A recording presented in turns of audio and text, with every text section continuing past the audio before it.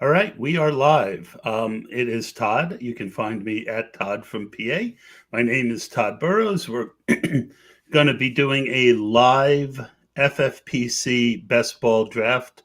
Our friends over at the FFPC have all kinds of leagues. You see that up there, best ball leagues. And I am excited that we're going to be doing that today. There are best balls from $35 on up. Today we're going to be doing a $35 league. First prize is, based on a few different things, and second prize is a league fee credit for next year. So we will be in with a bunch of really good drafters. And I thought, besides the fun of watching me draft, it would be fun for you to see behind the mirror, so to speak. And I am going to share my screen for a lot of this show.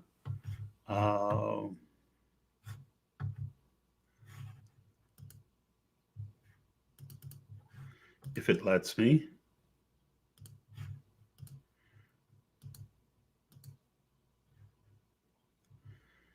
Share the screen.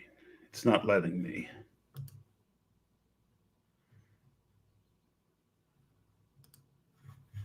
Let me.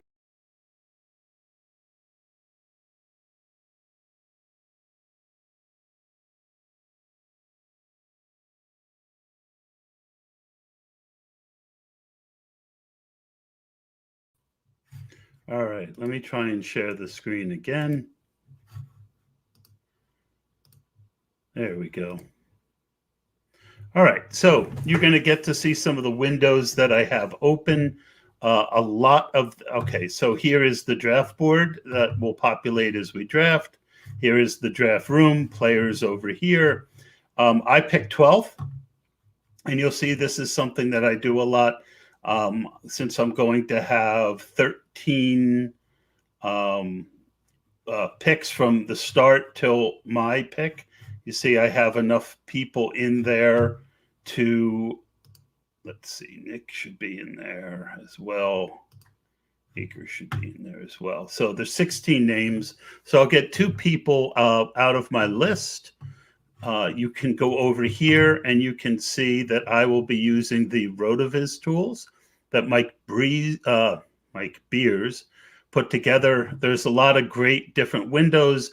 This one, you'll notice I've got my address in here. So it'll have my personal ADP, my exposure that I have on each player, the overall ADP is here. And I won't, as we get further in the season, I might not show this when I do my pods. But just because I have someone doesn't mean I want more of them. So that's an interesting thing. The different players, roster construction. This gives you some basic roster construction things that are important. I pretty much know that stuff. ADP charting. If I want to see where player movement has gone, I won't use that much. I won't use the risers and fallers much, but you can see who they are. This is a screen that I will use. It's actually over here. No, it's not. It's over here. So what this does is it allows you to have an idea when you're picking here who might be available here. And I will use this a good bit, deciding when I'm going to, as a tiebreaker between positions. So that is a good thing. And I love this screen. And then this one here is the FFPC Command Center. You'll see a lot of cool stuff. It'll refresh automatically to this. It'll populate after my first pick. It doesn't always load fast enough, but it's a great place to evaluate your picks when you're doing slow drafts. So, all right, so that is over here. And over here, what else do I have open? And then, for the listeners, this is where you'll be able to come in. All right, let me show you the StreamYard. Well, let me stop sharing. So that's different things that I will be looking at. We've got 5 minutes to the draft. I was talking about the FFPC. I love the FFPC. Some of the rules of the FFPC, where most draft sites use 3 starting wide receivers, FFPC only you need 2. And it's a 1.5 point per catch for tight ends. So it gives you a lot of ability to pick. You're not tied to taking players as much by position because it gives you more flexibility to populate those 2 flex spots. I tend to like to use wide receivers in the flex. One of the key strategies I've been using this year is to take 1 stud running back in the first 3 rounds and then really punt running back, take a bunch of them later. This is my first trip out of the 12 spot. I've got other drafts a lot that are the 10th and the 11th. And I will also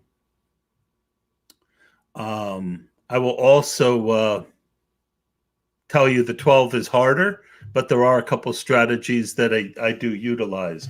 So that is a good bit about the FFPC, and we'll get started in a minute. I am going to, it's always interesting to try and do this while you are. All right, let's get the share open again. Talking for an hour and a half straight, I am not promising. You might have some quiet periods. All right, so let's go to some of the other people in the draft.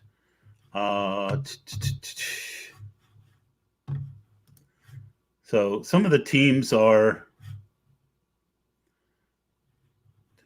league owners. Muzio will be in. Birdier's mama might come in. Marvin Berry from that's me. Tree Huggers, small chance he'll come in. Mongooses is in a lot of these. Running Roosters kind of crapped all over his team last time we did this. Will be interesting to see if he goes out looking for all the Alabama guys. Again, Nizzles does a lot of these drafts. We're going to have 3 different, at least 3 guys in these drafts that are in the drafts that have said they want to be part of the show. We'll get them in after the 2nd round. So we wait. We've got 51 seconds left.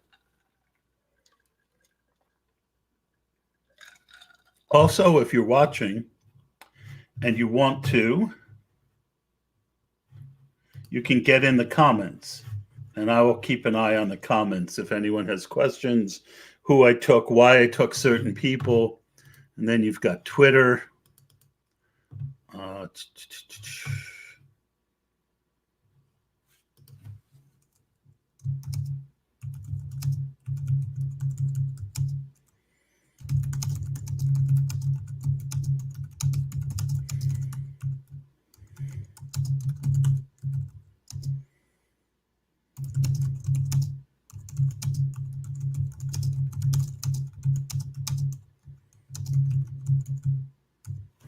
All right, so the draft is started. You guys can see me tweeting to Hayden Winks.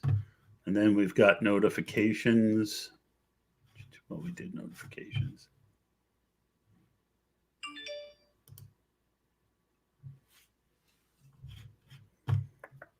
All right. So already you see McCaffrey 1. Oh, Kels went 1. So that's Al. This is, I don't know if he's ever done one of these before, but he went with Travis Kelce 1-1. Some people might say that's a reach, but he's been going 2 or 3 this year. Last year, he had a very good win percentage going out of the 6 or 7. This is going pretty much as you would expect. So we've got Dalvin 3, Kamara 4, Barkley 5, Devontae a little early to O negative. Probably we'll see Henry and Taylor go with the next two players. And there's Taylor and Derrick Henry will go next. I'll bet dollars to donuts.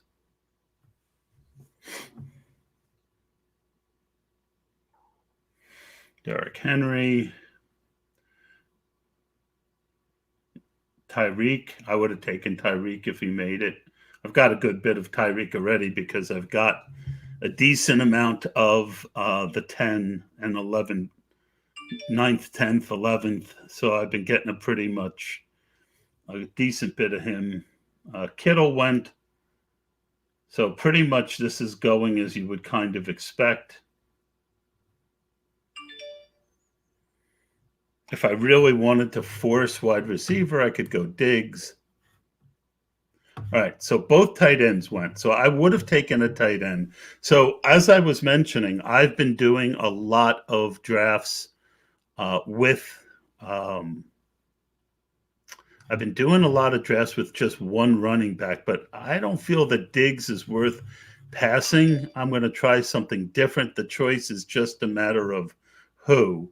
I'm not big on Zeke, but this probably is a pretty good chance to take him, but I'm still not going to do it. I'm going to take Eckler.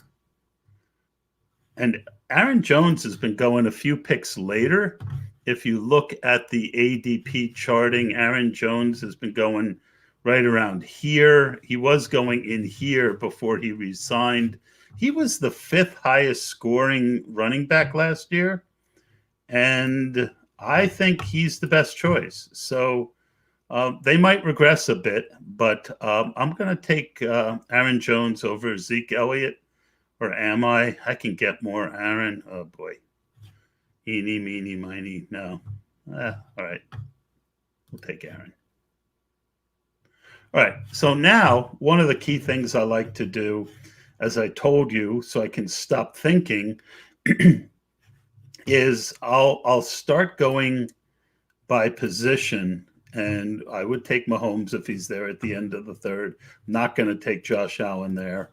Some guys would have him there. Chubb, Swift, Dobbins, Gibson, Jacobs. I wouldn't take Miles. I would.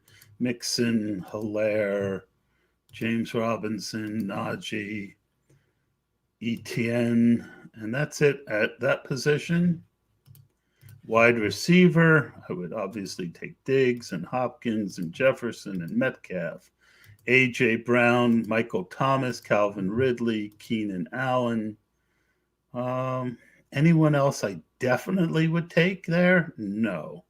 So now I look and I see I've got 19, 18, 1, 2, 3, 4, 5, 6, 7, 8, 9, 10, 11, 12, 13, 14, 15, 16, 17, 18. So I have to pick more people, go to tight end. Mark Andrews definitely has to be in the discussion. I need to now put in a few more wide receivers that I like. CeeDee Lamb, Allen Robinson, Terry McLaurin. Nobody else I would reach for there. I've got 2 running backs, so I don't want to reach for a running back. That gets me to 20, 21. 1, 2, 3, 4, 5, 6, 7. So I'm good. All right. So I've got enough guys. So now I can stop worrying. And then I can go here. And now I can show you guys this. So you see, why does it?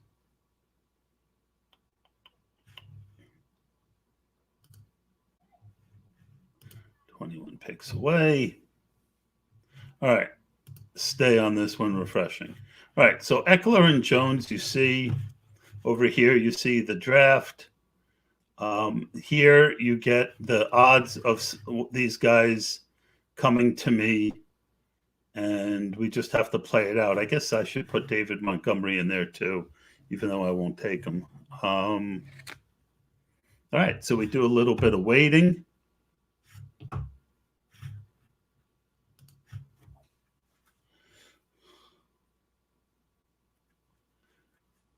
All right, so let's go back here. You got me screen sharing. So anyone who wants to join will join at the end of the second round. Let's go back now to the draft room. And here's another way of looking at it. So you can see where we're at, Hopkins, and we're getting close to the end of the second round. So now I don't have to stress while I wait to the corners. One of the things I like to do in the corners is take two of the same position. I use that as a tiebreaker. I don't force it, but I like to start runs when I can. I feel like it's the only power that you have drafting from the 12 spot. So that's something I should mention.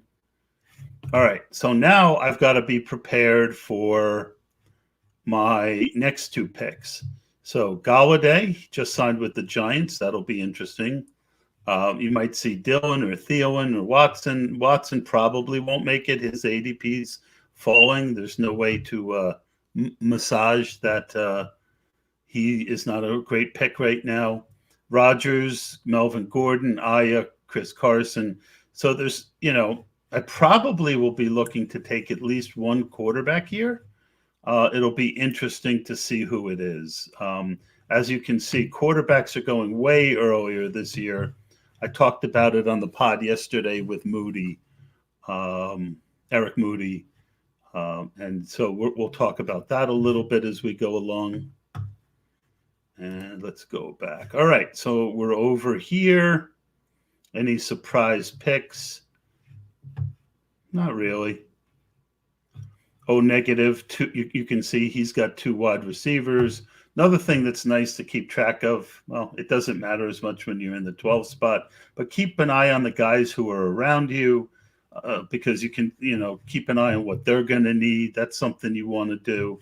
Michael Thomas probably not going to be in the third round for the whole offseason. I think he'll end up in the second round. So I've been taking him when I'm in the early parts there. All right, let's see who is there. I've added Todd. Hey, Todd, how are you? Hey, what's going on, man? How's it going? So what team are you? I am the Nizzles 8 today. So how many of these have you done so far? This would probably be, this is number 8 for this year. Gotcha. Usually I do probably, I don't know, anywhere from 50 to 60 a year, something like that. Yeah, I mean, it's hold on. Letting the other two people who might want to come on.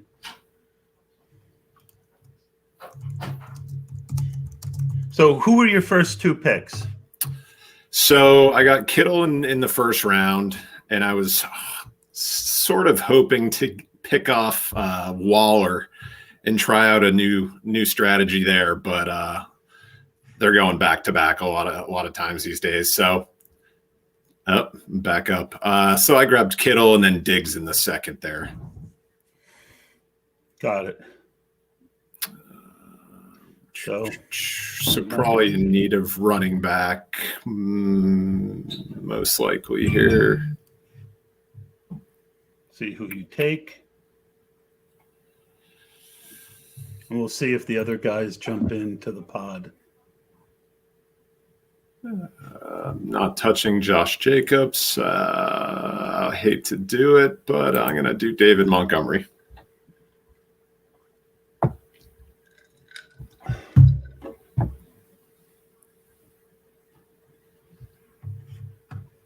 So I go back to this little guy and see it's just not refreshing quick enough. 16 picks away. Oh, maybe I'm wrong. One pick away. All right, so it did refresh fast enough. Good. All right, so now you can see, this information. I'm on the clock. Jacobs, Etienne, Andrews.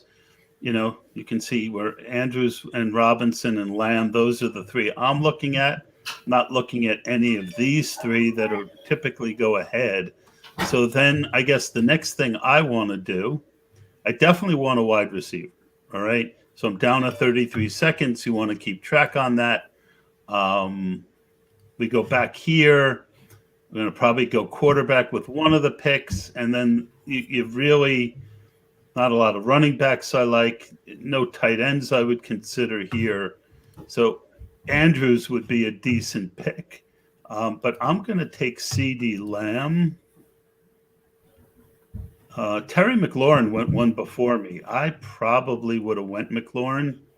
And because he's not there, I'm going to go Mark Andrews. I don't take a lot of them. I still think his ADP is a little high for his volume, but I will take him because tiebreaker wide receivers are available more later. All right, Bill Muzio is available. Bill, welcome to the podcast. Hey guys, how are you? Good. I've seen you tons of times in the in these DFS and these drafting streets. And what team are you today? I am Muzio. Keep it simple. Keep it with the name. Okay. Team so 2. Let's look at what you've done so far. What team number is that? Team 2. Team 2. All right. So Dalvin, Michael Thomas, and Mixon? No. I think you're in the wrong room. Hold on. Looking at the wrong thing. Dalvin, Gibson, and Mixon. No. McCaffrey, AJ Brown, and Miles. Third time's a charm, Todd. You got it. Yeah, I like I like that a lot. Were you surprised that Kelsey went first? I've seen it, quite frankly. This is my 7th draft now in February and March now. So I've seen it probably out of the 7 drafts. I've actually seen it 3 times. So it happens. It happens more frequently in the 35 best balls than it does in the 250s. I think people are just willing to take a little bit more of a risk here. But I'm always happy to see it because, quite frankly, I've always been in like the top 3 to 4 in all my drafts except for 1. And every time it happens, Christian McCaffrey falling to 2 is outstanding all the time. Yep. All right. Yeah. No. And I think there's nothing wrong with taking him. And I think AJ Brown and Miles Sanders, I think that's a really good start for you. Speaking of the gentleman who took Travis Kelce, Al, welcome to the podcast. Can you hear me, Al? That's a no-go. I don't think he can hear me. Hold on. I'll text him.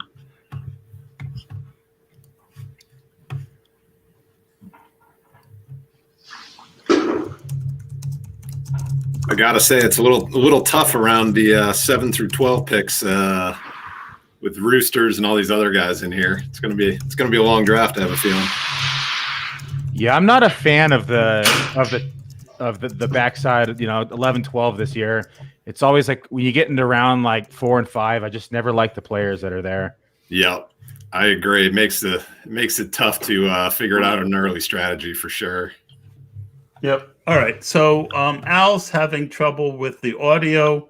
I'm not sure how to fix it on his end, but Al, if you're listening, you have to choose, I guess, your computer audio when you log in. I don't know why it wouldn't work. So looking at the board, there's no real surprises so far. Billy, what's your favorite team so far? Oh, I think it's too early to tell. I think it's kind of hard to mess agree. up a draft in the first 4 rounds, but as we get in deeper, I think I'll have a little bit better understanding what team I'm liking more as they start to develop. Yeah, what we haven't done so far is see a team that had the only team that I would say I'm really surprised with is team number 5. When you go Barkley and Swift to go Robinson and Jacobs, I don't think there's anything wrong with that value, but starting for running backs, unless you just stop drafting running backs. I'm not a big fan of running backs in the flex. Todd, what's your thoughts on that? Yeah, I mean, here, let me pull it up here. Yeah, I mean, especially if you're going to go Jacobs as your fourth, which is a bit uncertain. I think it's probably a little better to solidify at least a number one wide receiver in that spot. Or I would have taken Keenan in that spot. Yeah, because I have him right around the other two guys who went before. Yeah, I just think there's too much talent there. I mean, even, if you're going to move up Galladay, which obviously we can discuss as, on his new deal, but I think there's a lot more high upside talent than there is to take Jacobs as your fourth right there. Okay. It says Al's mic isn't connected.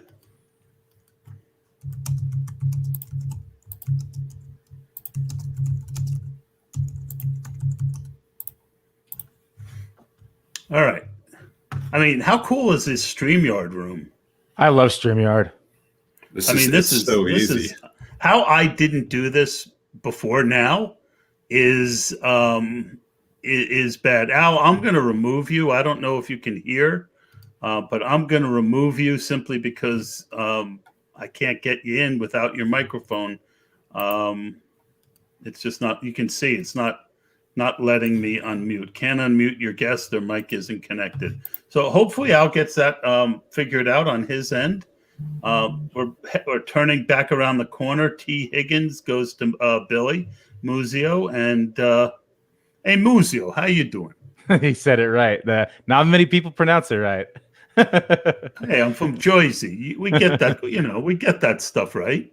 Yeah, there's a funny meme I saw today from one of my Italian buddies, and it says, why so many Italian immigrants were called Tony, and it says to New York, and then all of their name badges say to NY. That's funny. That's good. Hit home. I'm doing great. I love FFPC. I love these drafts. I do them all year round, and I'll partake in drafts, like I said, as early as February. I'll draft all the way up until week 1 and best ball pretty much early in the season, and then start doing a bunch of main events and a bunch of football guys championships here once they open up. Yep. Hold on a second. You can listen to the.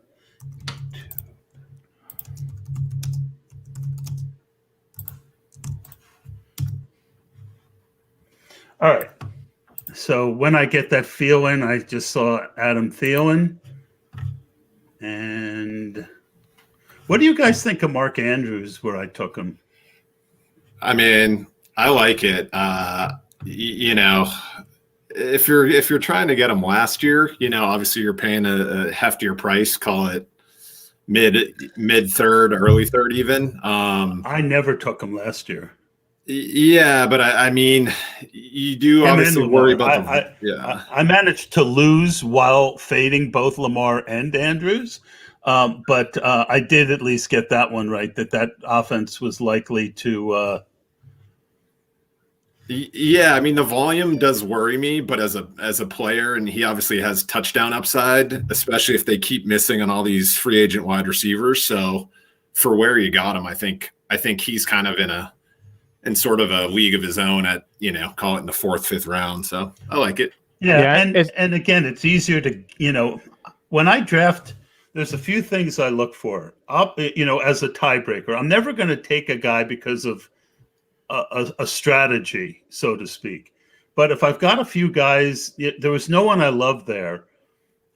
It's just, we know that you can get wide receivers that you like throughout the draft. So it's always nice to take one worry off your plate, especially when you're doing a live draft and you're trying to, have a conversation and show your screen. So to get Andrews, get my number 1 tight end, to me, it makes my life a lot easier.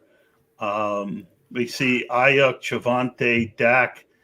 We haven't seen the really aggressive quarterback runs so far in this draft. How are you guys handling that? I think it's starting to mellow out. Like late February, early March, there was a lot of uncertainty at the position. We just didn't know what was going to happen with the Bears. We didn't know what was going to happen with Russell Wilson. We still don't know what's happening with Watson. So there was just a bunch of uncertainty. So I think that was, creating a lot more of quarterback frenzy, just because there was really only maybe 22, 23 positions that were really safe and sound. But I think now, as we have a little bit more of a clearer landscape of the quarterback position and who's playing where and who's going to be starting, I'm starting to see the position kind of level off. There was a draft where we saw like 22 go before round 9, which is just crazy. Yeah. And so now we're seeing it kind of balance. Huggers, he sniped me now twice in a row. I definitely would have taken Lamar, but you can't blame a guy when he takes the best value off the board. I love the Golladay pick at 5'10". I feel like Daniel Jones finally has his Plaxico. So Deontay Johnson is available. His value, Claypool's value, no one. Now I'm regretting a little bit. And that's what I'm talking about, the turn at this point. Like when you just get to, round 5 on that 11-12 spot, most of the players from like 5.12 to like 6.16 are like all interchangeable to me. Yeah. Yeah, it's not. I'm not loving any of this. So what I'm going to do is I'm going to reach for someone I think is a too good of a value for where he's been going for most of the off season so far. And that's Cortland Sutton. So way early on him, or I could take another quarterback and just be done with quarterback for quite some time. And hopefully start that quarterback run. Yeah, I'm going to go Russell Wilson. So Rodgers and Wilson together.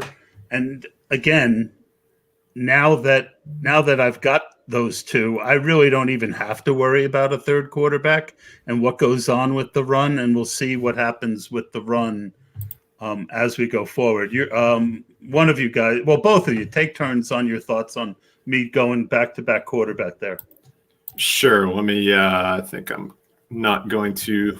Billy, you go first since. Yeah. I like both the quarterbacks. You have more certainty with Wilson staying in Seattle. I will not bend to the quarterback run though, and I'm going to take the value. That's going to continue to fall my way, I think, with these quarterbacks going early and often. And like I said, with just a little bit more of a clearer landscape at quarterback, I'm willing to gamble and risk a little bit more on the quarterback position, especially in best ball. Yeah, I don't mind that strategy, except that there was no one value-wise that I liked. I would have been reaching significantly for Cortland Sutton. And, hopefully we do get a quarterback run here, and that kind of evens it out for me. Yeah, I would say, one of the things I've tried to do in a handful of these is just grab at least one guy. So maybe one guy in the 5th or 6th that, is going to be a starter that can put up those upside weeks. Potentially like a Kyler or Jalen Hurts or, one of those guys that can put up 30, 35 in any week, and then start picking off the value kind of in the 9th, 10th, and then grab either a rookie in the late teens, early 20s, or, for a while, Fitzpatrick was going in the 28th, which was pretty nice. Yeah, I didn't take any Fitz before. I just, I didn't see that one coming, to be honest. So this is a trend I'm seeing is Kyle Pitts going around 6, and I like his talent, but I just can't get on board with a rookie tight end this early in drafts. And we know what rookies do for that position. Very rarely are they producing with the type of talent that we should be drafting in this round. And no, I agree. I have 0 Pitts so far. And you don't know the landing spot yet, he could get stuck somewhere that he's going to get. Patriots could take him now. He could get 60 targets on at best, That's so true. Yeah, I really wish Golladay had made it, but I am getting sniped pretty effectively so far. That's what I get for inviting a bunch of sharks to a dinner table. I do want to go back and let's look at Al's draft. Al is Al went Kels, Metcalf, Ridley, Hunt, and Hawkinson. I don't know if even with the 1 point, I'm not a big Hawkinson guy. You guys? I love Hawkinson. You love him at the beginning of the fifth? Not the beginning. I take him a little bit later, but I just like the talent, and I think that he's going to be kind of a Kittle Sands this year because of the default with just no one else there. But they have Perriman, they have Cephas. I mean, who else do they really have there? I just think that he's don't forget Danny Amendola. Yeah, exactly. I think they're going to get just a ton of targets. So I think he has a chance to hit like 115, 120 targets this year in that position with Goff as his quarterback. And that's my problem. They just might be a bad offense. Yeah. And I like the talent. I like the player. I don't think it's a bad pick. But with Kelsey already on the roster, it's just not the pick I would have made. I would have gone with Higgins. I wouldn't have gone Kyler. I might have gone Thielen. Yeah, to me, if you're gonna win with Kelsey having a big year, you got to believe he's gonna put up kind of 300 plus. And I probably wouldn't have drafted another tight end maybe till the 15th, most likely. Right. So Billy has McCaffrey, Brown. Yeah, I like what you're doing here. You win with wide receiver in the flex. I don't mind Tom Brady and I don't mind Mostert. Mostert, it could be Jeff Wilson's season. I'm just not crazy about this spot right here. I think I'm in the same boat as you as your last pick, Todd. I think I'm going to take a quarterback here. I'm just not. Yeah. I'm not crazy about all the players around here. It gets up in the air. When you're not, I mean, if you can't fix one thing, fix another. Yeah, exactly. And I happen to like the Stafford pick there. I think I don't have any Stafford yet. Well, I like Hurts better than Stafford, but I've taken Hurts over Stafford. What about you, Todd? I am a Hurts guy, so I love the rushing upside. Most likely they're going to get another big weapon in the draft, whether it's Pitts or Chase or one of the other, top weapons. So he's going to have playmakers around him. You're going to have a new coach, different offense. So I like the upside kind of in the mold of a Kyler almost. And see, that's my fear. Kind of, a contrarian view is new offense, new system, new coach. I just think it could take some time for that to click. And the same could be said for Stafford, but with a veteran presence, I think he's going to be able to adapt and mold a little bit better. And he has some more seasoned veterans around him as well. I have a lot of hope for Stafford this year. Yeah, I don't, it's one of those ones that I struggle with, to be honest. Definitely one of those ones that I struggle with. And again, it looks like I'm going to struggle to get guys that I like this next pick unless we start getting some bad drafting. Go down, see if I'm missing. McVay's tough too because he changes it up so much from year to year that it's hard to. Who does? It's hard to figure. Sean McVay. Sean McVay. So it's hard to figure out what his offense is going to look like on any given year. I guess that's the part I always have a hard time with there. Yeah, I don't disagree. Hey Todd, what's your Twitter handle? It's the Nizzles 270 from back in the poker days. Which herd did you poke? Found you. Sorry. Not that there's anything wrong with it. So what do you guys think of my boy Gettleman signing Kyle Rudolph for frickin' $6 million a year? And what that means for Evan Engram? I think it means that he's on his way out. It wouldn't shock me. I mean, look at how many passes he dropped last year. I'm going to pull it up. I don't have it off the top of my head.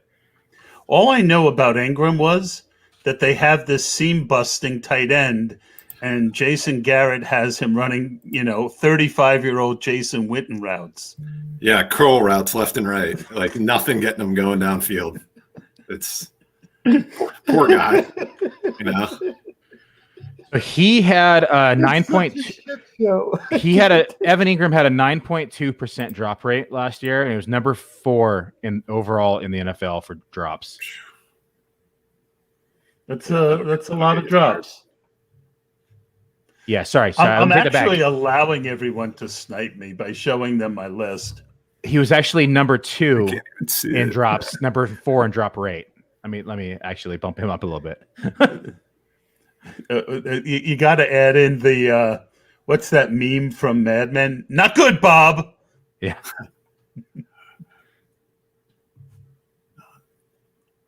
All right. I'm going to go with the upside here since there was a little bit of a running back run early. Might as well grab the starter in Arizona. I'm very happy to see Drake go at 7.9. That's the first one that kind of has me wondering. That was an auto pick. Wow. That sucks. I guess Mongoose has his bot on, I guess. Fuck. Fuller just went. That's a good spot for Fuller. Yeah.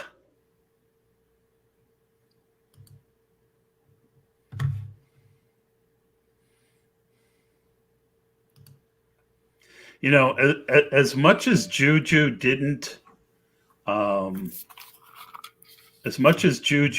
do a lot, and I never take Ronald Jones, so you can tell what kind of draft I'm having. Oh wait, I thought I didn't see that Tyler Boyd was still there.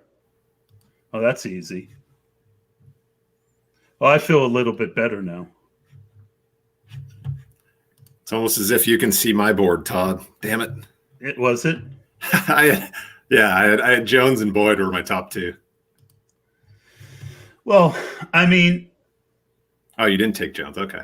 No, I took Juju. Got it. All right. But what was Juju's points like last year? I know everyone's down on Juju, but if you look at wide receiver, okay. He was actually okay. He finished as wide receiver 16 in fantasy points. He had he was 8th in touchdowns with 9, and he had 831 receiving yards. So in an off year, how many tight ends are off? Wide receivers are off the board. 1, 2, 3. When you throw the ball 40 to 50 times a game, I mean, you can support 3 wide receivers in that system.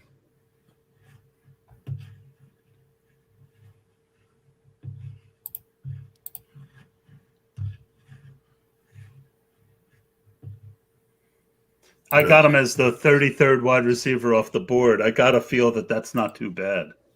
Yeah, especially I think that's value for Juju. Him staying back where he did. I think that kind of we're going to see a repeat of 2020. I think we'll have some boom weeps from Chase Claypool, but I think Deontay Johnson slides down boards. I think Chase Claypool starts sliding down boards, and I think we'll start seeing Juju climb back up. Yeah, I think considering what I've been facing, my team isn't looking all that bad. Yeah, you got some great value with Juju and Boyd. Yeah, that made me feel better. All right, so I've got to populate.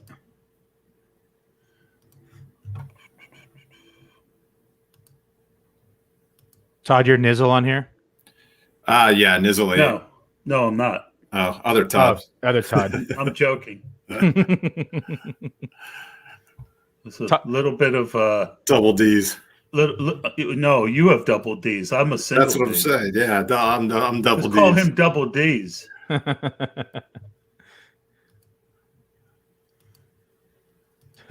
Double D's Nizzles. And there's the run. They're more run, yeah. It's just hard because once these early QBs go off, then you're just gambling on who's going to be the starter, which, starts to get a little tricky. Well, that's my point.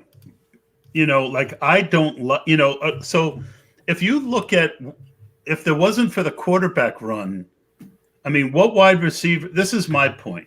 Okay, so let's go back to the draft board. I could have taken Deontay, Shark, Cup, or Lockett. I didn't, right? I took Rodgers and Wilson, locked down two good quarterbacks. And then I get Juju and Boyd.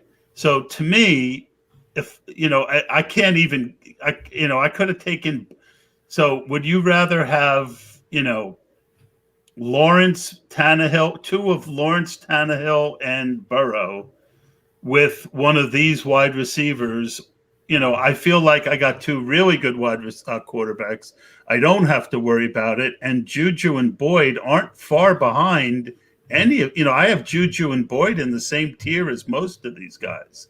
I have Beckham, Sutton, and Fuller a little bit higher than some of these guys.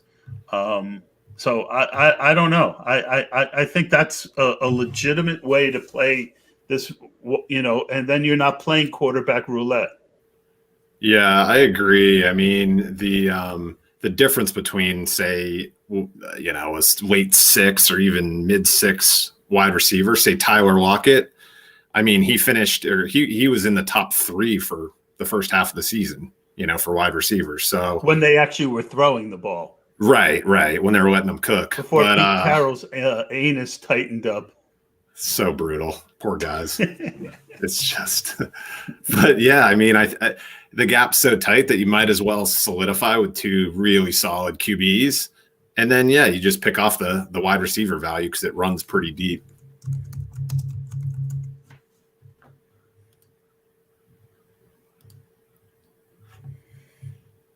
Oops.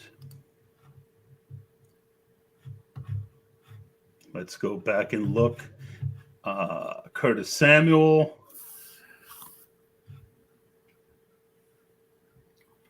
Waiting on Al to make his next pick, and Jalen Waddle. So, out of these late quarterbacks, Wentz is the guy that I like. What do you think, Musio? I mean, he's been a guy who looked awful last year, but in a more structured offense where they're going to give him time to pass. I like Wentz ahead of the 4 quarterbacks who went in front of him. Yeah, Wentz was the only quarterback I was going to take here on this turn if he was still there. I really like that he has reunited with Frank Wright. If you recall, Wentz was the front runner for MVP that year with Frank Wright as his OC, and he tore his ACL, which ended that campaign. But he was on a bender. I mean, he was just as good as anybody was at the position that year, and now he's in the same system with Frank Wright with a better O-line. I have high hopes for Wentz this year. Yep. So let's look at the Bestball win rate explorer from RotoViz.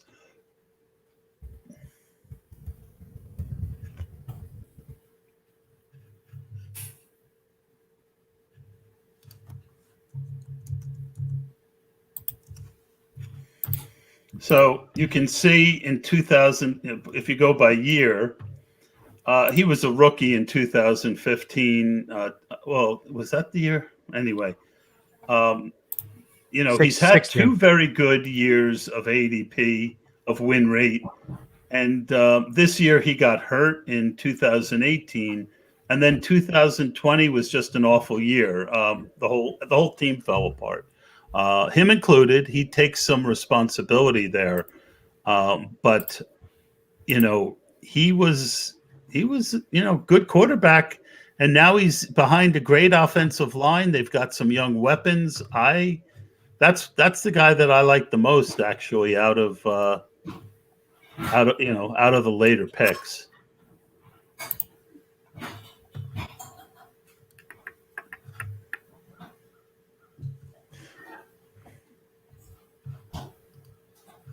You got to stop sharing so no one named Nizzles can see my who's left on my board. It's on my smaller screen anyway, so I actually can't see it anyway. Okay. It's probably good.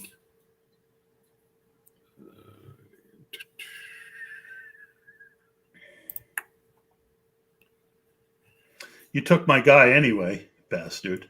Did I really? Yeah. That's great. It's interesting to watch Houston, what they're doing right now with signing Ingram. I think will actually be cut, but they have now David Johnson, Lindsey, and Ingram. But I would not be surprised to see Mark Ingram cut before the season begins. I'm going to take Myles Gaskin.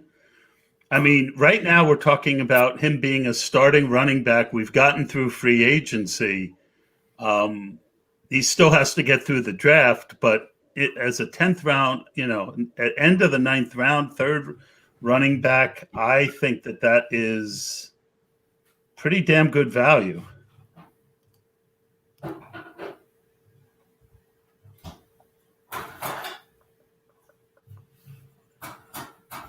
I wish you could remove players from like the available players. Ever having to like I just look at them. I don't want to look at you. Like, get off my screen. Just so you don't misclick on them or something. Yeah. Exactly. Uh-oh. Todd stuck. Front row. Take my second tight end. Everett's gone. Stafford doesn't suck. We saw Higbee was going in the 6th round in these drafts last year, which I thought was a little crazy, but I think 10-1, that's not bad. Your guys' thoughts? Yeah, I mean, I agree. He's basically got that role to himself, and as I kind of mentioned earlier, I mean, McVay can change his offense from year to year, so there's a chance that he becomes a focal point all of a sudden, and falls somewhere in the 200+ category. So. And you have to look at his splits. The year he did well, Everett was hurt primarily, or was out, and when he came back, that's when Higbee started, sharing the role and not producing like he did in 2019. So 2020, with him splitting that role, it showed in his production. So with him gone, I think that we could see another potentially top 10 performance at the position. Yeah. Yeah, and again, FFPC. It's really hard to be down on a guy in the 10th round who, is any of the starting tight ends really, and he's definitely got upside.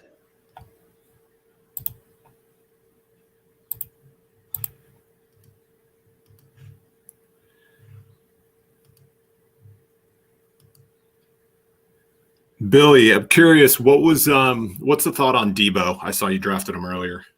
I think people are overdrafting Ayuk. As you can see, the red and gold. I didn't see that. Okay, I'm kind of a diehard. I'm not gonna rag on Ayuk. I think Ayuk is a great player. I think he had a great season, but it was primarily because Debo was out. We had Kittle out. I mean, who else are they throwing to? There was nobody else really there. And even the running game was injured, and there wasn't the traditional backs that we were used to having back there with Mostert. And I think that we saw a lot of increased targets, so an inflated rate of success for Ayuk. And I think once we have Debo back, Kittle back, and everybody healthy on the field, I think that Ayuk is more of the second to third option in this offense. Makes sense. I don't disagree at all. The hardest thing is it's not a team that throws the ball a lot. No. Like even Kittle in the first scares the daylights out of me. I'll take him. I'll have some. I'm not going to walk away from him. I got him in the 2nd round recently, but unless they get a different quarterback, they're going to run the ball a ton. Now you got Alex Mack joining Trent Williams. I mean, Gronk and Jusek is back. I mean, this is a team that could win by running for 190 yards every game. So Juszczyk signing tells me two things. One, they have no faith in Jimmy Garoppolo, which we shouldn't, because he is inaccurate and he's late on most of his throws. That's why we have players. Is weird, but because before his injury, Yeah, he was known for being accurate and having a quick release. I think it's a little of the mental of the knee. I do too. And so that's why we have players like Debo. That's why we have players like Ayuk who are yard after the catch monsters, that we can do little dump offs and just let them get into space and do what they do best. And for me, taking him as my wide receiver 5 that could potentially have wide receiver 1 numbers, I think it's a win in round 8. I am way more on Debo at ADP than either Kittle or Ayuk at ADP. And I think Jeffrey Wilson right now is, although with the 12th pick, I was talking to somebody today, just how deadly would that offense be if they took Najee Harris at 12? Yeah, they could make it work. I'd rather somebody like Mac Jones, quite frankly. Just somebody that can get the ball to the receivers. We need another option at quarterback. I don't disagree, but at the same time, boy, Najee Harris looks like a monster. And running behind that offensive line, he might never get tackled. I don't like anyone here. You're not amused?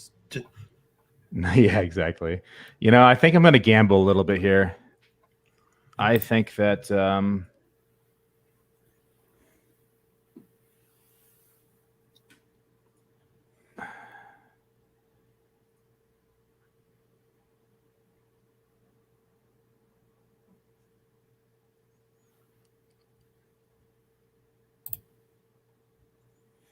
Deshaun Watson still went in the 6th round. That's tough.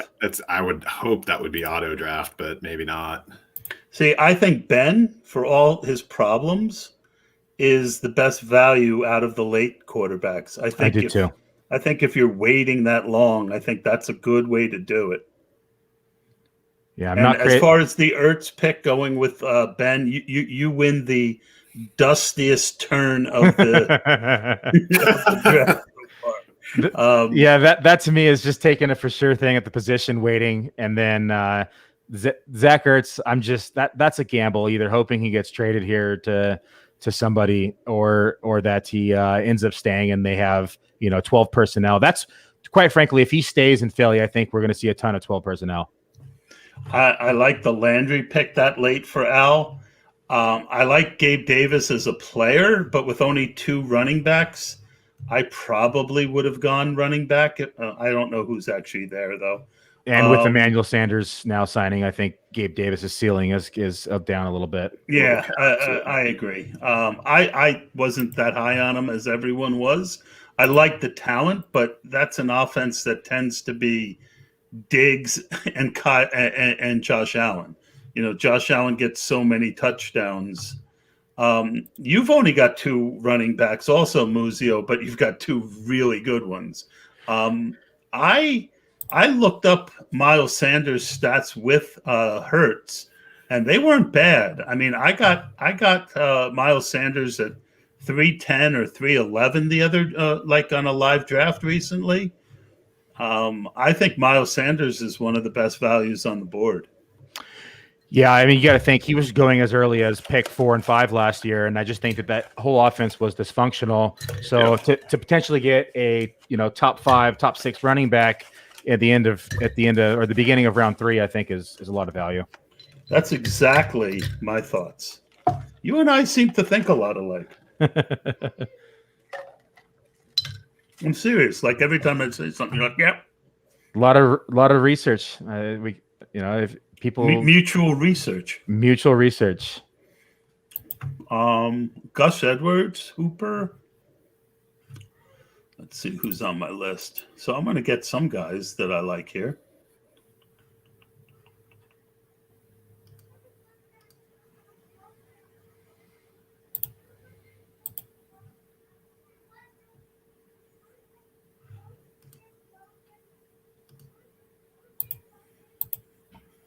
This is where drafts are won. It's too bad there was a running back plethora of running backs taken early. Thinned out pretty quick here. Yeah. I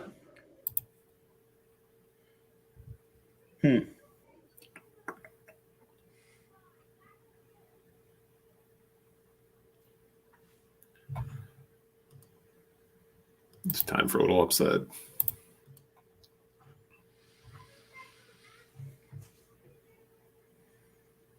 I like Cole Kmet.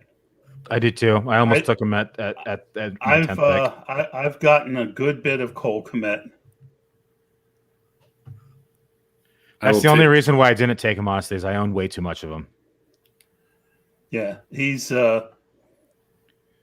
again, you and I are right on the same. Well, I had to think that the Anthony Miller trade rumors are really going to happen, and if Allen Robinson finally signed his tender, which is great, and then I'm a big fan of Mooney as well. So I think the only really long-term players that we have there right now in this offense are, of course, Allen Robinson, if they're able to get a long-term deal done, and then we have Cole Kmet and Mooney. So I think that they're going to be both very integral parts of this offense.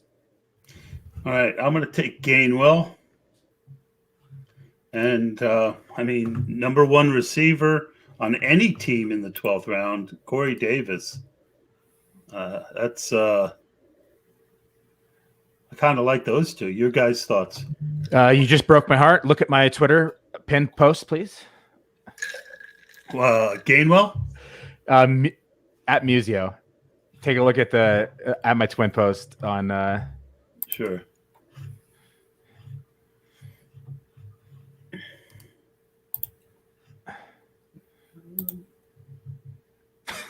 That's funny.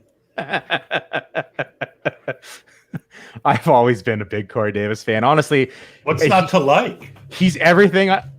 He is everything that has what I thought he was going to be is exactly what AJ Brown is. Yeah. Well, but at the same time, Corey Davis, we all knew he came from a small school. Yeah. And, it took him a little longer to get going in an offense that's heavy run. Yeah. It'll he certainly has the ability to be a number one receiver. What do you guys think? I mean, if you're the Jets, do you keep Darnold or do you draft one of the two quarterbacks? If it's me, I kind of like Darnold coming out more than either of these guys. And, if I can get a big haul for the number 2 pick, I keep Darnold. I think it depends to me how what the haul's going to be. Of course, I do. After watching some of the games, I think similar to other QBs, Gase might have ruined him. But then you look at what Tannehill was able to do as soon as he got away from Gase. He was like, he was a Pro Bowl quarterback essentially. So I certainly wouldn't count him out. And if you can get all those assets and rebuild kind of, Miami in the vein of Miami or something similar, I don't hate it. Fields might be the only guy I would heavily consider if I were the Jets, but. And it sounds like that most of the NFL teams don't like him as much as Draft Twitter. Yeah, I mean, this is going to be one of those. It's going to be divided because if all these guys are projected, or 4 of them are projected in the top, 7 or 8, I think it's going to be, whose agent can press it the hardest and who'd they impress and what system are they trying to go to really? Zach Wilson scares the shit out of me. A BYU quarterback. I have to watch some tape, but I know Thor. I don't know his last name, but he was kind of mocking, Wilson, and I would take Fields personally, but I'm a fantasy football GM. J.D. McKissick, so I guess he is back with Washington, correct? Yes, and they haven't really added anybody else. They did lose their drop-off quarterbacks, though. And but I think that Fitz went. I love the Fitz pick for Al. And Jamal Williams is a solid pick too. I would have taken him. Which one would you have taken? I would have taken Jamal. I think it's just if they're going to be team establish the run, then you know that he's going to get, maybe 10, 12 touches a game, a lot of the receiving work. They're probably going to be trailing, given it's the Lions. So he's going to get some real work. I don't mind Tarek there. I've gotten a decent bit of him so far. Yeah, between J.D. McKissick and Tariq Cohen, they're both going to get around 100 targets, 80 receptions, I think, each of them around there. And I just think that in our format in FFPC, I just think that that's for 12 and round 13. Those are some good values there. And you have to think Tariq Cohen has had a top 20 PPR finish before, and I think with this offense and Andy Dalton there, I think that Andy Dalton could dump off a little bit more to Tariq Cohen as well. What was his injury again? Was it an ACL? ACL. Yeah. But it was early. Yeah, it was. And I've but those jitterbug types. Yeah. I'm not complaining. I think, I think his ADP is taking into account the risk. Correct. I would probably take the other side and say that the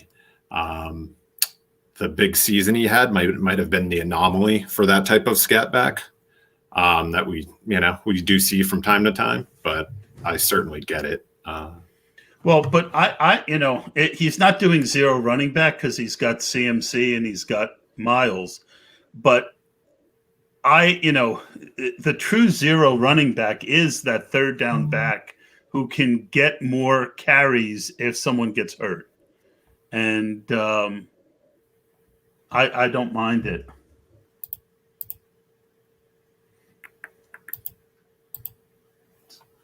It is funny how Jimmy G goes so late now. So late.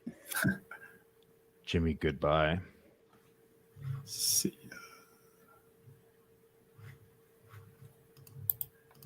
I'm curious. When you guys were talking about the Bears, Jimmy Graham is still on the roster, correct? Correct. Yeah. It just we started seeing a lot more like out of Komet.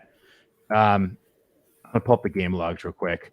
So we started seeing his usage really come on in like weeks 13 and on. So sure, he was averaging about 5.5 targets plus a game from weeks 13 and on. Yep. And I just think that Jimmy Graham is not the tight end he used to be, and I think that you're going to see a lot more Cole Kmet this year.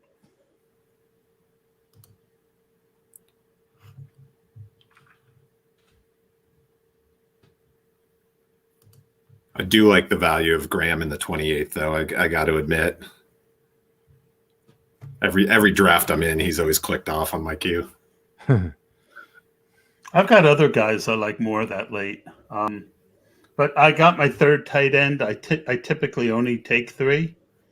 And Andrews, Ferkser, and Higbee are good. They're better than I normally do at tight end. And I like Jamar Jefferson. I think I like him actually better than Gainwell, but I don't have to take him as early.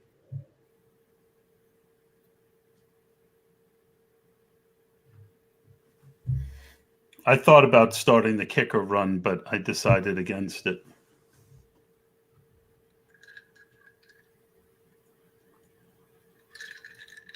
By the way, tree huggers, man up, buddy. Join the pod. Would be a few too many Todds on the pod. I'm not going to lie. Oh my gosh, I forgot that he was a Todd. Now, is he the other Todd with 1D? He has 2 in there. Yeah, he's got scoundrel? 2 in there. Because we had in the Hardway draft, we had me, we had 2 Todds with 1D in one league. Like I think I was like 25 before I ever met another Todd with 1D. Yeah.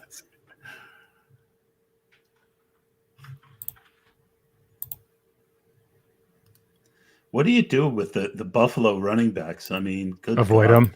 Click them on that do not ever draft list, that button we were looking for. Yeah, I haven't. I think I took one Singletary.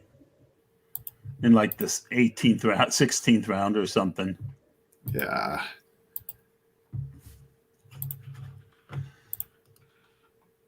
So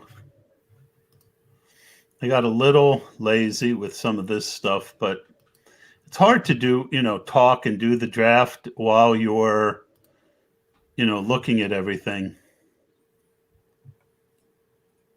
But everyone at least gets to see my process, the people who might want to learn. So let's look at Nizzle's team.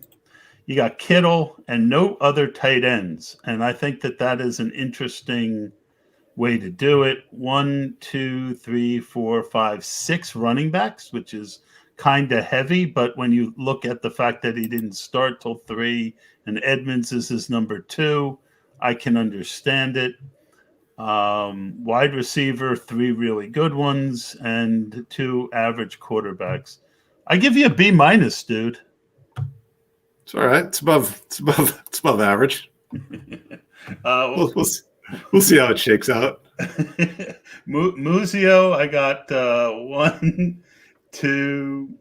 4 running backs, 2 quarterbacks, 2 tight ends. The wide receivers are just fabulous. It's hard to pass on Debo where you did. I think my only complaint was Lockett. I probably would have taken Brady instead of Lockett. Come back with Stafford, and then you didn't have to worry. But I like that team. I give you a B+. This next one's a reach, but I think he reunites with somebody here. Each of you take a look at my team and give a grade for now.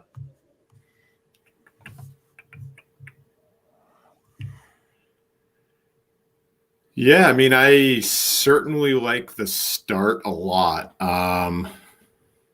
The Aaron Jones pick, I think you get great value there, especially since he's probably down the queue, so people might not consider him yet still. His ADP is still more like 2.4, 2.5. Yeah, I mean, I think you get 200 plus out of Andrews. You got 2 solid, starting quarterbacks. Gaskin might have been on the do not draft button, but I see the rationale for sure. Yeah, you got a pass catching running back, and if Higbee can hit and put up 200 plus, you're real strong all of a sudden at tight end. So, yep. I like the Ffpc pick. He's going to start really jumping up boards. I was able to get him in like the 20s before Jonnu was actually signed with the Patriots. It's so funny because it was pretty obvious. That's one of the things I love about drafting early. Yeah, is that when the obvious happens, I was looking at him in the 20th round and I kept taking him. Yeah, it was, and he even performed when Jonnu was healthy and on the field. So I really like Ffpc. I think he's going to perform, and that late in the draft, I think, is a great pick. I was initially worried about your wide receiver core, but I think you found value with Juju and Tyler Boyd, and then also getting Corey Davis in the 12th. I'm not a fan of the Jefferson and Gainwell, especially not knowing landing spots right now. But that's just my personal strategy. I kind of stray away early from rookies until I have a little bit more clear understanding of system and where they're going and what's going to happen. So I would say I'd give you a solid B. I like the quarterback situation. I like your Mark Andrews pick, and I like the early running backs. Yeah. So my thought on these types of rookie running backs is that you only need one of them to hit, right? And those are the kind of guys who come on late in the season. So it's never going to look good when you do it now, but I don't know. I've been pretty good at watching tape and picking winners at running back. And I don't love Gainwell, I'll be honest. I didn't like his tape as much as I thought I would. But I do like Jamar Jefferson's tape a lot. He has a lot of explosion. I really didn't need a running back there, but I felt like that was the way to go.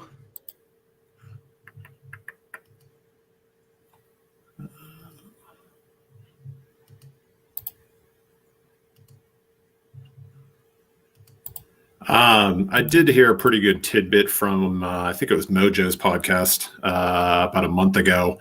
And he did say that the win rate pre-draft does increase with the number of, and I think his was more geared towards rookie wide receivers, but the more rookies he took in the teens and the 20s, a lot of times, as it got up near 4 to 5 rookies, the win rate had been a lot higher.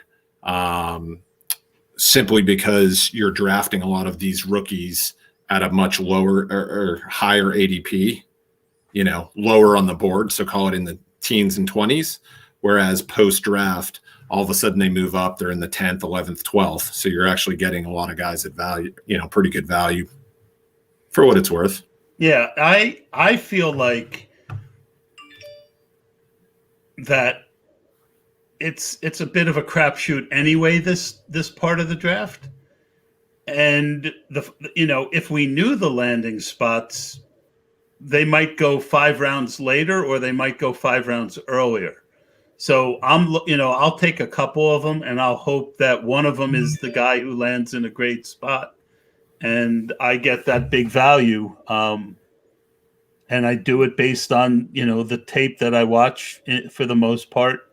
And especially when I'm doing the one stud running back, I feel like I want to take 6 or 7 chances, because I've built those teams to be really strong everywhere except second running back. So I don't mind taking a bunch of chances. Quarterback run, kicker run. And that's the thing, if you don't do a lot of these drafts, the runs in FFPC are much, much more intense than you find with other draft sites, I find. And I always say it's better to start a run than finish one. So I'm very happy. Tyler Bass is a top 5 kicker to me, and I got him 1, 2, 3, 4, 5, 6, 7, 8. I know it's just a kicker, but still. Kickers win championships. They also lose them. Depending upon what poor city you're from. Yeah. Speaking of which. What do you guys think of Herndon at all? I saw he just went. I mean, look, he's free from Gase. He showed talent. My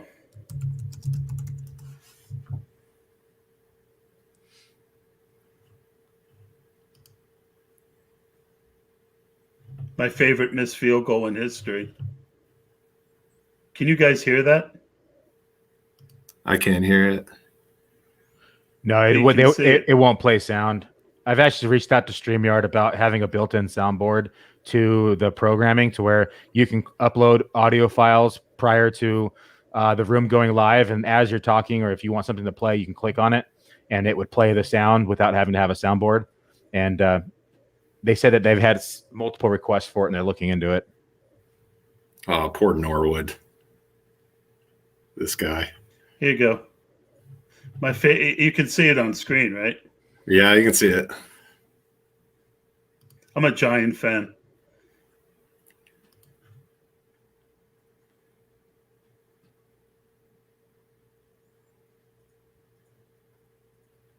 I would have cried so hard if he had made this.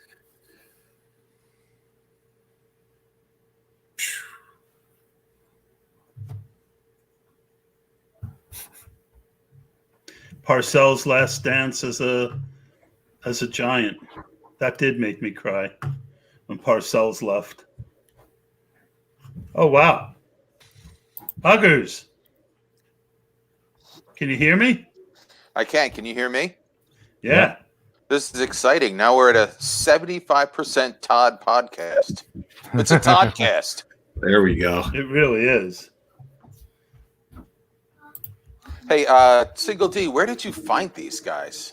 They're pretty good, right? and other Todd. You have like 3 professional hosts here. I came on to provide comedic relief at best, and not just because of my face. And thankfully, that's all we would expect from you.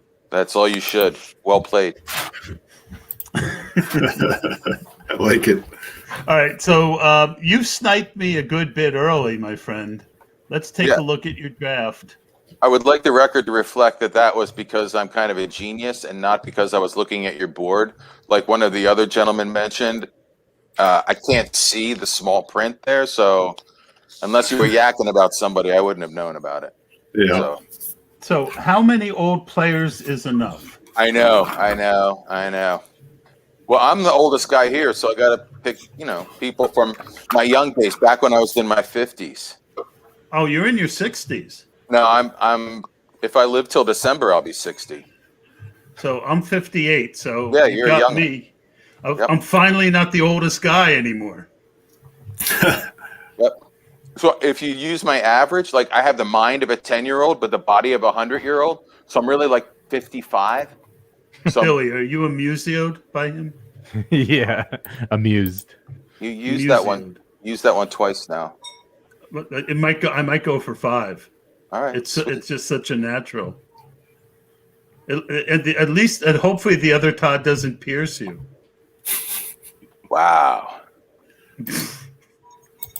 All right, I'm up soon, and we transit.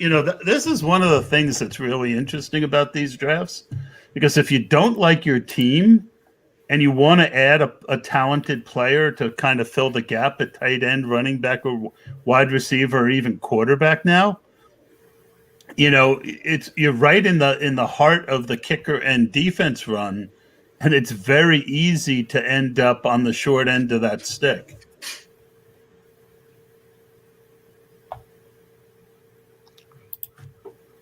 No comment, anyone on that?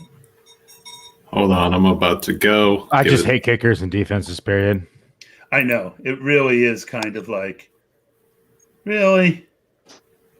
I usually stream them in like the main event or, FBG. If you might get lucky and get like a young Waku, like I did last year and hold on to them. But for the most part, it's just been streaming. How many FBGs and how many main events did you do last year? So last year I only did 3 main events. I won 2 of the 3 I was in, and then I took third in the last one, even though the third was my best team. I only needed 7 points from Lockett and Kamara on week 13, and I got 7.5 from them both because Taysom Hill is a vulture. And I ended up losing that week, even though I was like 11-1 for the season. And then the very next week, Kamara had 6 touchdowns or whatever that was, and I scored like 240. So I would have won that league as well, but it was they decided to get cute with Taysom Hill and only get Kamara less than 4 points. There were 5 points, whatever it was that week. Whew. Some good results though. I was so salty. Yeah, that's pretty damn good. And then FBGs I do about last year I did about 12. I think I'm going to do about 20 to 25 this year. I was finished. So I won 4 of them, and then I either finished second or third or most points in another handful. And I think there was only about two that I didn't really do well in. It was like 6th or 7th, but I had a pretty good streak last year. I'm going to have to have you on for an FBG pod then. Oh, I'd love to. I was in 30 last year, and I won just enough to, I won over like 8.5, 10% of them. But the problem is that, unless you make a deep run into the tournament, you lose money if you, get, where you normally would make money, don't. That's why I like the main events, and they're a lot more expensive, but like there's a lot of different ways to make money, right? First and second overall season, you get paid first and second and third overall in in playoffs get paid, and then you have a real good chance in the tournament too to kind of proceed with less people. But I was in top 10 in the tournament until what was it, week 6, 7, and then even after Dak got hurt, I had Tannehill, which started carrying me too. But once I lost Chubb and Galladay never came back, that team just started falling apart. Yeah, I had some bad injuries last year, but I also didn't do the best job drafting. I have 2 main event teams coming up for this year at least. I partnered with a couple guys last year. One of them is Clutch Like Shelley, and we turned our winnings into 2 main event teams for this year. Nice. I do like the fact that they what's that? Oh, I said nice. And then I probably will do at least one more. And then I'm cutting down big time, 30. I was personally responsible for about 15 to 20 of those. And I had never run more than 5 or 6 leagues and going through a divorce and a new business and Corona and raising my daughter pretty much on my own. It was just too much, just way too much. I'm too old for that shit. Yeah, I won an FBG team and I won a main event team from the playoff challenges. So I have a couple freebies this year, so I should have some extra. And I carried over my whole balance. I didn't pull it out because I didn't want to add to my taxes. So I just left them in there for this year. I did too. Not that I won last year, but I didn't want to put more money in, and I'll try and keep it to that. And I'm just not playing as much elsewhere. I find like I started doing some BB10s, and I used to do 200 a year of those, and I did 2, and I'm like, I think I'm done. Yeah, the format on some of the other ones, it's Well, I like the BB10s. They're like an old friend, but I don't always get the notifications. Well, for some reason, even no matter what I do, and I don't want to time out. It's so frustrating. Yeah, I just like the setup on FFPC, the depth of it with 28 rounds, and they make it easy. They're so responsive to everything, which is great. Yep. Huggers. Hello. What teams do you like on the out here? Stand by, young man. The old guys, man. They take forever. Right. I had somebody else in mind for my last round, but Marvin Jones is like 42 years old, so I picked him just to make sure that I get my average up. Just so you got every old guy. He's keeping it on brand. That is correct. The one that I didn't understand was Boston Scott. Is he even on a team? Is he not? I'm supposed to be an Eagles fan. I live in Philadelphia. I was going to say, we got to have an Eagles fan on somewhere, right? Is he not on the Eagles? I don't think he's on the team, dude. Oh, shit. See? You know what's funny? You guys are all so sharp. I actually used to be a sports journalist back in the day, and I knew every damn thing there was under the sun, and now I really I kind of enjoy the lifestyle. Is really what I'm doing. I get it. Getting old, I'm telling you, I have a hard time studying. I used to be able to, I was never like Mr. Numbers, but I could sit there and just stare at stats. And, now I start doing it and I'm like, well, maybe I'll do something else.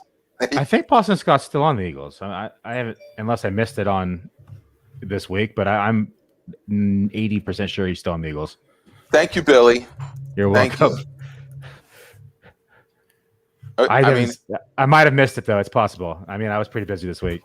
Honestly, I have so few running backs that even if he's not on a team, it's an upgrade for my squad.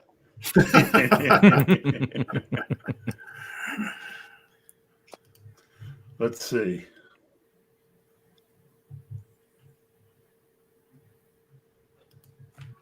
They tendered him 3 weeks ago. Oh, they did? Yeah. I had so much Boston Scott last year. That was a tough offense to watch. Oof. Well, they just had Miles on the field all the time. Yeah, and Wentz would just look at everyone and then get sacked. He was really good at that. Just All right, I missed him getting tendered, so my apologies to the huggers. Brutal. I'll let you go this time. Thank you, sir. Hint, I'm going defense. Oh, I really probably should have waited on my third kicker. Would have been one. Yeah, there's some sneaky ones later. yeah, I was hoping to get one, but now he's since moved up. Folk. Yeah. Mine was Cairo Santos early. He was like the last one off the board. Yeah, some of these kickers in the early drafts were going in the like late 20s for kind of no reason. I think Aldrich Rosas is like the last guy standing now. Jacksonville resigned him. I thought he was. Yeah. All right. He's not in the big house. what about Zane Gonzalez? He's a free agent now, isn't he? Didn't he get replaced? Yeah, he got replaced. The guy who was in Detroit is in Arizona now. Yeah. That guy. Yeah, Zane ended up missing some big kicks, I think, end of the season. So He was awful in Cleveland. So when he started doing good that first year in Arizona, I was deeply surprised. I had him in like 0 leagues because he was just awful in Cleveland. Now I've got to look him up. You guys can still see my screen, right? yeah, Yes. small. Yep. It's small. It's yeah. There we go. Yeah.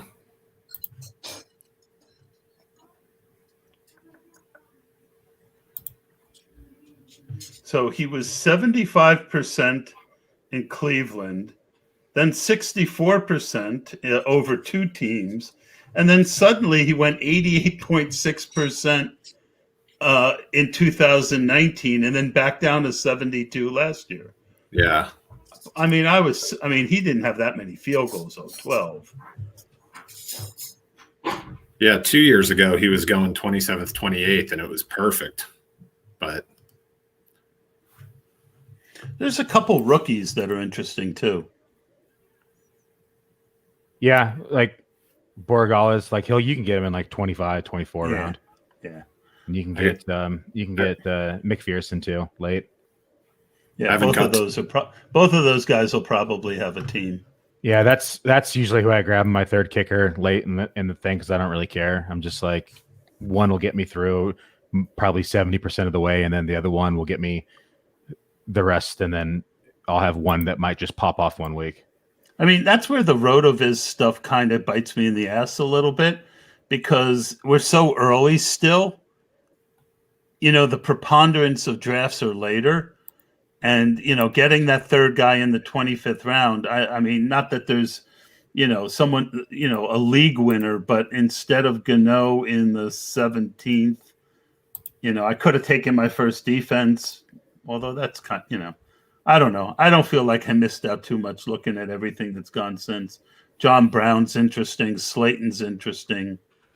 A couple decent wide receivers, but there's a bunch of wide receivers I like late.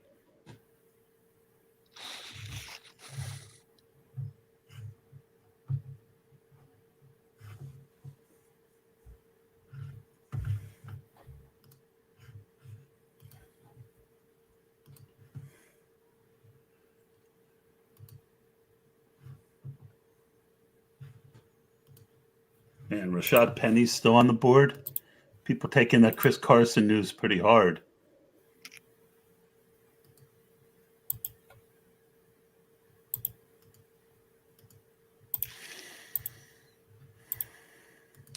All right, 20 minutes later, here's my answer. I like Muzio's team. Yeah, it's Thank not you. bad. Muzio, can we trade? I'm not loving the 10 spot. And this Nizzles. one's actually, Go ahead. Sorry. No, I'm talking out loud to myself. I'm on the clock here. Hold up. I want to hear about Nizzle's poker career. I don't mean to steal your podcast. No, What's No, up with that? we're kind of on cruise control at this point. Okay. So feel free to steal. I've run out of energy.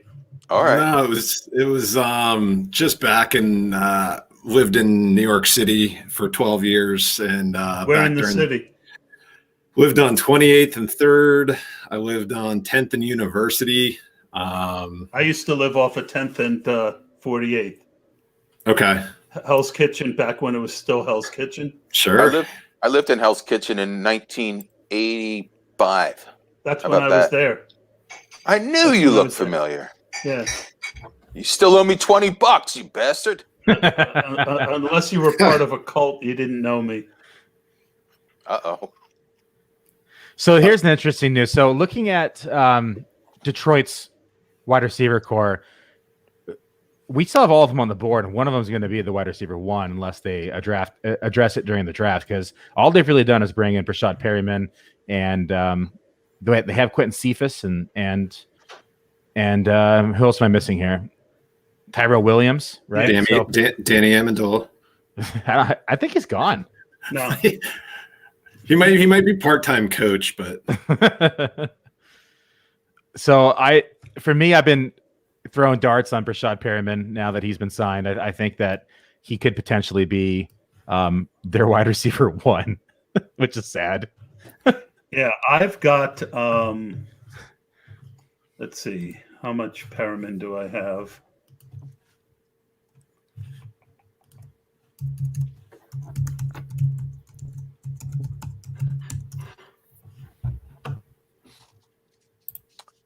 So Nizzles, poker, no good?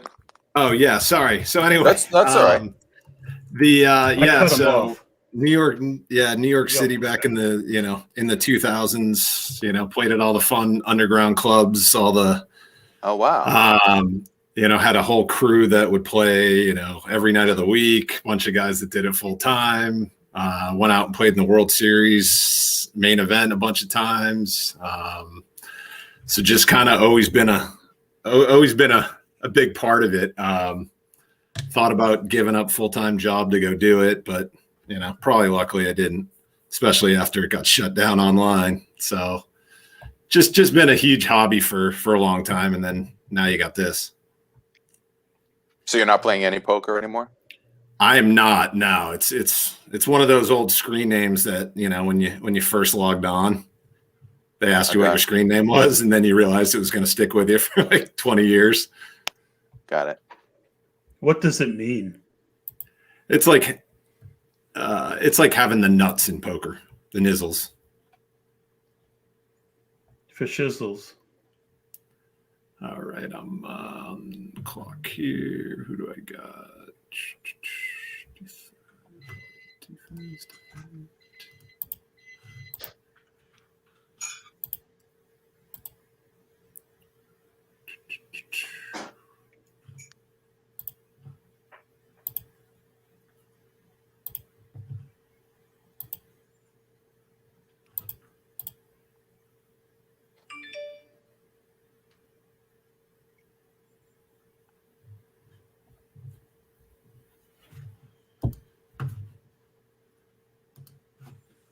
Huggers, what's your Twitter handle? Me? Yeah. So, I think I'm Huggers23. Reaching a little bit for some Is of that my sleepers. Hassan Erkan?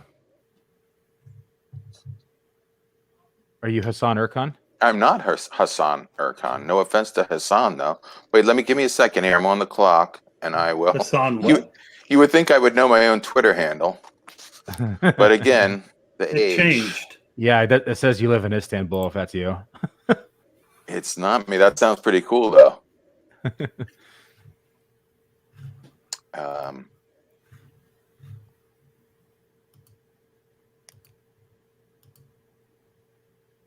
Oh, right. It did change. I'll tell you. Well, if you're interested, I'll tell you why it changed. But actually, I'm at Fantasy _fool. Found you. Oh, huggers. You took Sony. I was wondering why he wasn't in my queue anymore. Oh, sorry about that. I'll sell him to you. Well Third round done. pick next year. Done.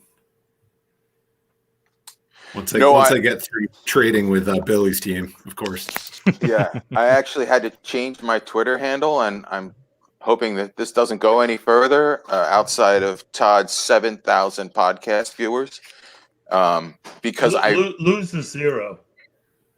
Okay, which one? No, I'm just kidding. I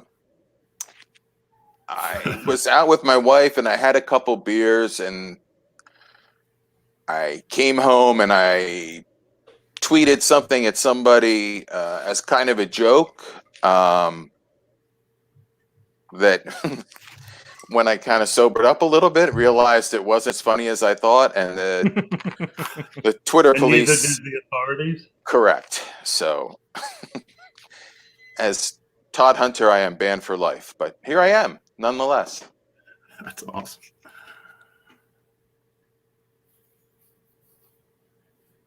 So I've tried to get at Museo. So are you now Mrs. Todd Hunter? No comment. You've already called my manhood out once. You should have just called it not Todd Hunter and done the mustache. There you go.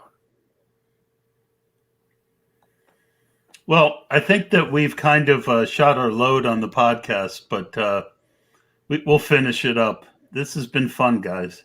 Yeah, we have six rounds left. We're not far away. Somebody could predict if they think Russell Wilson's going to be with Seattle this year. He is going to be, I think.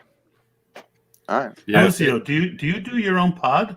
Yeah, so we record every Friday. Last night was actually our longest podcast ever. We do we go live on Twitch, Twitter, and Facebook. We're the Fantasy Football Fanalists.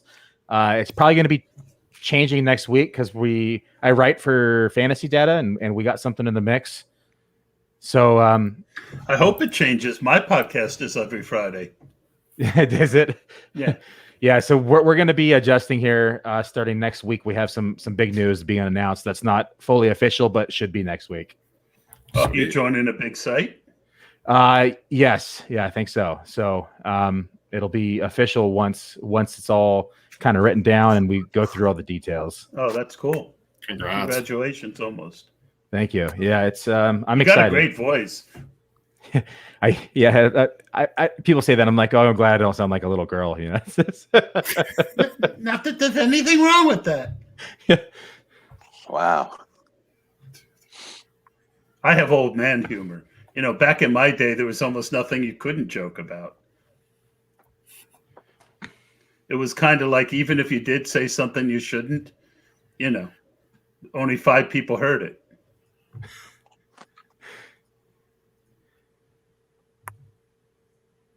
Oh gosh darn it! I clicked the wrong button. Did you take someone you didn't want? No, I was doing research and I clicked on something and it got me away from my research as I was on the clock. I'm trying to find somebody's snap share percent real quick. Whenever I see the name Pat Fryermuth, did I pronounce that right? Sounds right. Yep. It kind of reminds me of like Brer Rabbit, and I have no idea why I keep hearing that every time I see that name. He just Did Brer Rabbit get canceled, cultured? Everybody's cancel cultured now. Oh, it's unbelievable. You want to hear something funny? I bought this little scrubby thing for cleaning pots and whatever, bathrooms. The name on it, I didn't realize, is Libman, Libman. And I'm like, Libman, cancel dirt.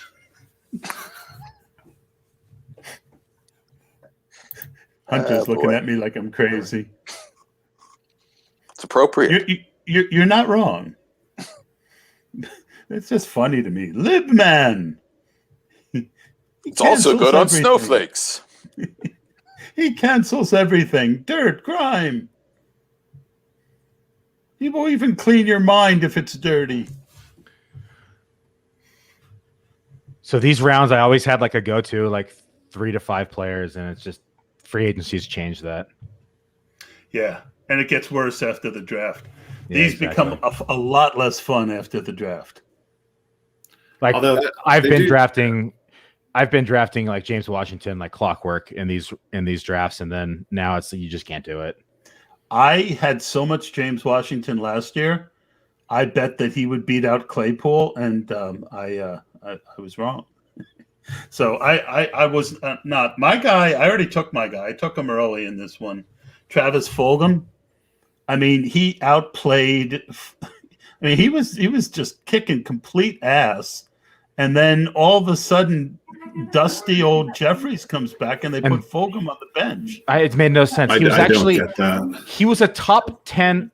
He was a top 10 wide receiver in points per game on the games he was active, and then they just stopped using him. It made absolutely no On sense. an offense that sucked. Yeah, and he was actually being very productive.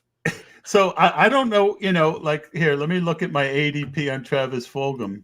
So Noah Rodell and I owned him on one of our FBG teams.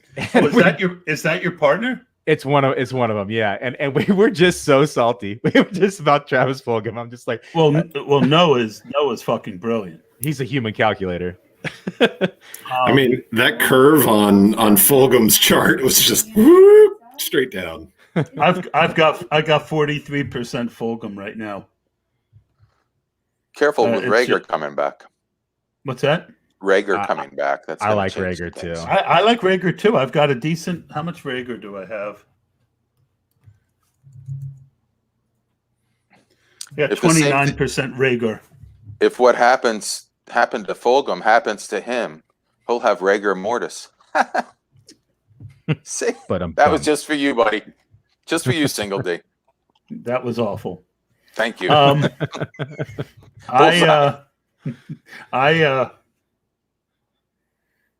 Fulgham, and the other two I can't really show yet, but I've been doing a lot of them.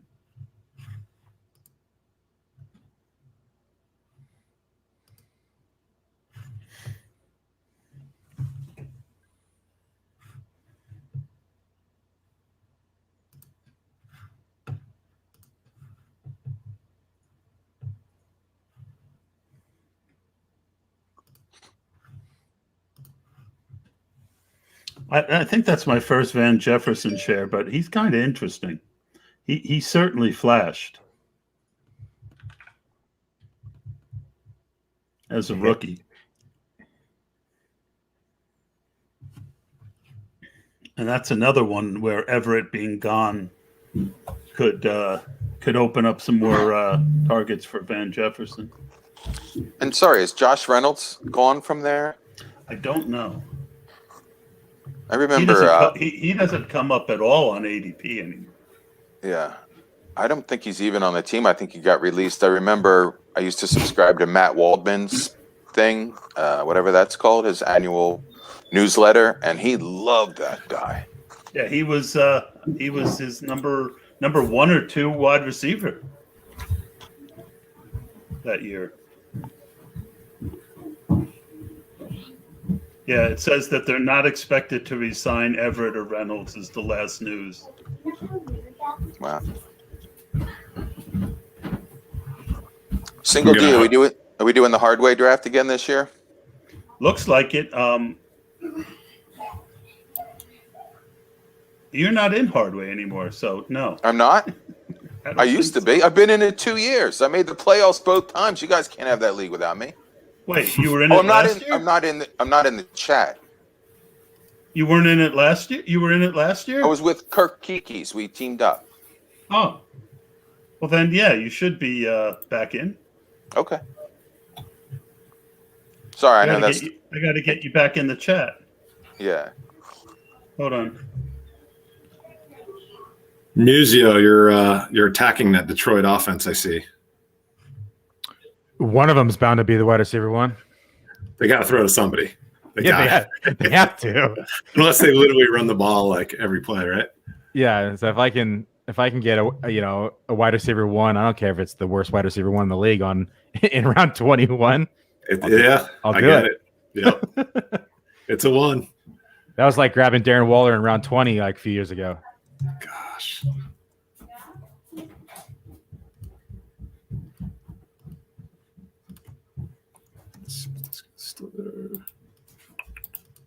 All right, I just added you and Kurt to the chat.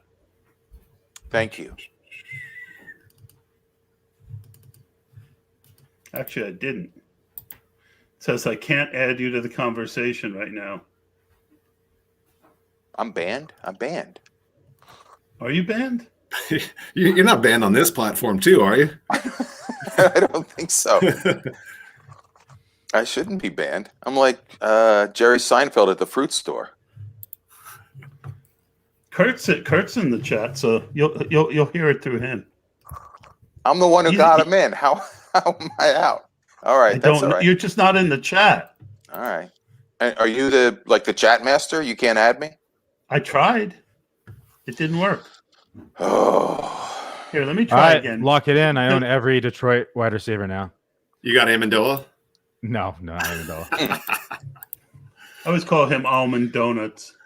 He's very well not. Tyrell, nice. Yeah, I mean, right now that's pretty much it, right? Yeah. I like that one.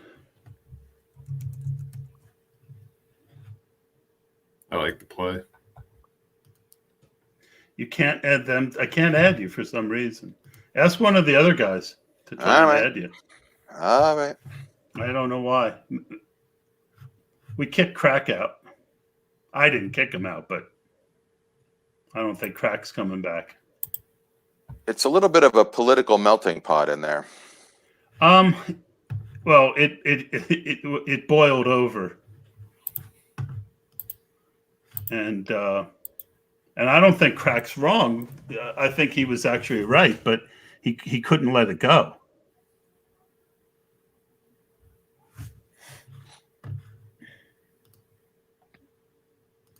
So let's look at what Muzio did. Oh, Kendrick Bourne, that's an interesting one. Tyrell and Cephas. He's got a knack for the red zone. Yeah, no, I like all of that. Yeah, you're doing a good job. Thank you, man. I like Harrison Bryant too. Yeah, I really like Harrison Bryant. I was really upset to see them bring in Hooper when they already had Njoku there and they drafted Bryant. It just didn't make any sense to me. But just looking at though what they did, and why am I blanking on the coach there that came from Minnesota? Wow, I'm blanking on his name right now. Stefanski, thank you. So Stefanski ran a lot of 12 personnel with Irv Smith and Rudolph, and so I knew there was going to be room for a second tight end. I'm really hoping that Njoku gets somewhere else because his talent I think is above Hooper, and I just think that Bryant is also a very good tight end as well, and will develop. I definitely have some Bryant, and that 1 week he went off. Yeah. I need send me a link to your work. I want to check out some of your stuff. Let me here. I'll pull it up. So I'll give you. And when you do, so here's the two that I've been taking together.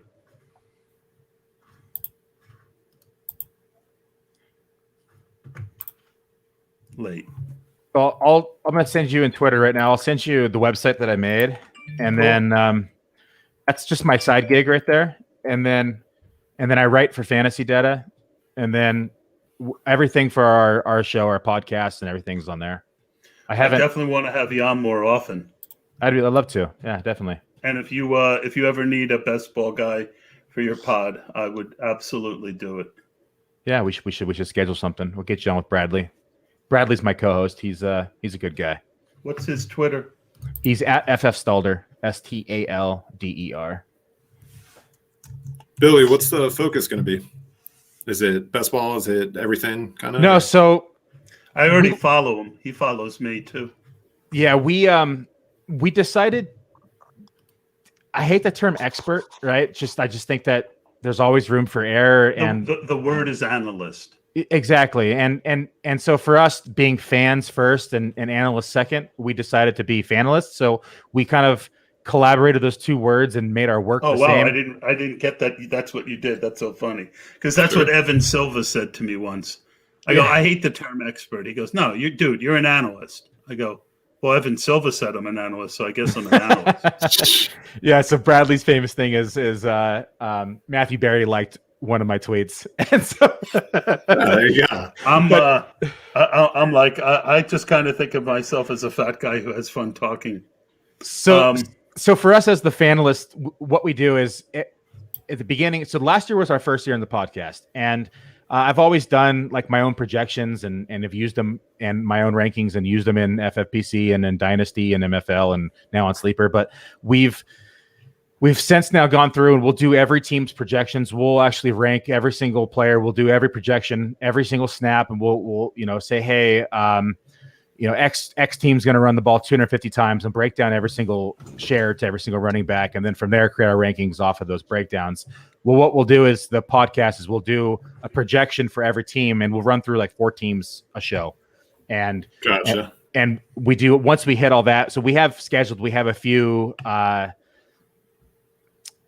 the beat writers for a few teams that have already agreed to come on this year. And we're going to get some beat writers to get some more in-depth analysts of those rosters and teams and how they're going to shape up. And that stuff's super helpful. Yeah. But that's what we like to do is kind of fan first, analyst second, and just kind of marry the two and give people our projections, our rankings. And then in season, we review every week. And then we go through some of our affiliate stuff with like Prize Picks and MKF and go through and do like a weekly lineup on both those sites. Cool. What do you think of my Charger tandem of Tyron Johnson and Guyton? I like it because I personally think I haven't been able to get him just because where I've been drafting in drafts, but I think Justin Herbert has a chance to hit 5,000 yards this year. Yeah, I've been getting a decent. Again, I haven't been doing what you're doing with the quarterbacks because again, I feel like. What goes up must come down. So with quarterbacks going up, the value that was there is going down. So I'm kind of drafting quarterback the way I always did, but I'm doing it just earlier, but I'm still not going to take the first 4 or 5 guys normally, although I do have a bunch of Lamar this year. I think Lamar, I've gotten him in the 5th round a couple times. With his running floor, I kind of like Lamar in the 5th. I do too. And everyone thought he was going to have, they're drafting him at that MVP caliber. And his touchdown rate was just unsustainable. It was like 9% or something like that. And we knew it was going to come down. Like even looking at Patrick Mahomes, and it was a fraction of what Lamar's was. And so I think he was overdrafted last year, and I stayed away from him because of that reason. But I think that he has a bounce back year, and I think we see him run a little bit more again. Let me show you something that I've been working on.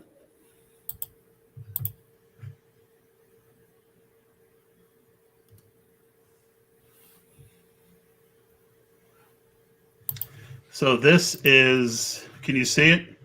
Let me pull it up. I was just picking. Yep. Yes, I can see it. All right. So here is the QB1. This is the first quarterback off the board at ADP over each year. This is where they went, and this is their win percentage. And then this is who is going at the first quarterback now and where they're going ADP-wise. Because I really wanted to do more than just guess at this conundrum. So I've been kind of studying this. So you see, like this, the 6th quarterback off the board has been really consistently pretty good. And that is Herbert this year. And you think, oh, no, well, Herbert is going, 2.5 rounds earlier. But every single one of these guys, when you look, is between 2 and 3 round difference. So the run is just happening earlier for now. So I'm using that. And then over here, you can see the quarterback's win rate by year. 17, 18, 19, and 20. I like. Did you build this yourself? Yeah, I like it. It was built off. It was I used wrote of his information, but I'm just trying to look at quarterback in a couple different ways. Like Kirk Cousins, he never gets much love, but 12, 8, 8, and 11 win percentage. Yeah, he had some good weeks last year. Yeah, He's been going as the QB 17. So here's my late round running back.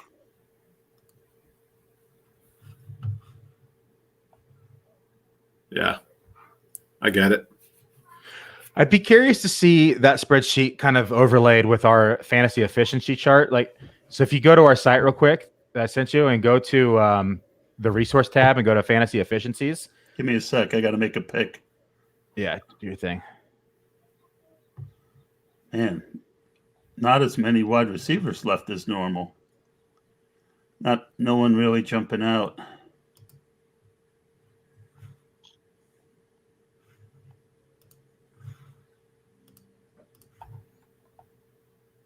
Yeah. I'll take Njoku. Njoku hasn't landed anywhere yet, has he? No, it's BS. It's frustrating, actually. All right, I'll take Donovan Peoples-Jones. They just re-signed Rashard Higgins, unfortunately. No, I know, but still. I mean, I just, doing this, it was all right, where did you send me the link to? Should be Twitter.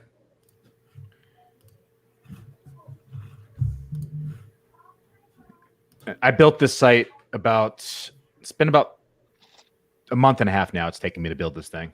So I started it in January and finished it kind of mid-February. Hold on, let me pull up the sharing again so everyone can see it.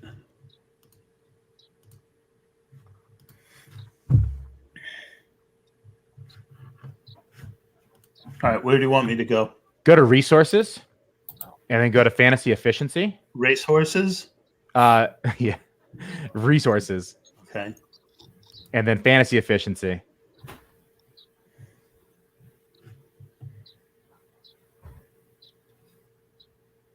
Oh, I need access. What? It's doing that again? I thought I fixed that. Okay. Let's go over it after the pod. Yeah. Yeah, well, I want to see it. I don't want to send my email on there. I'll give it. No. You shouldn't have to. That's the point. I fixed this. I thought I'm gonna fix it right now. Hold up. Well, I think that's gonna pretty much do it, guys. We've only got a few picks left. Todd, where can people find you on Twitter? It's at the Nizzles 270. Mr. Hunter, it was a pleasure to finally meet you.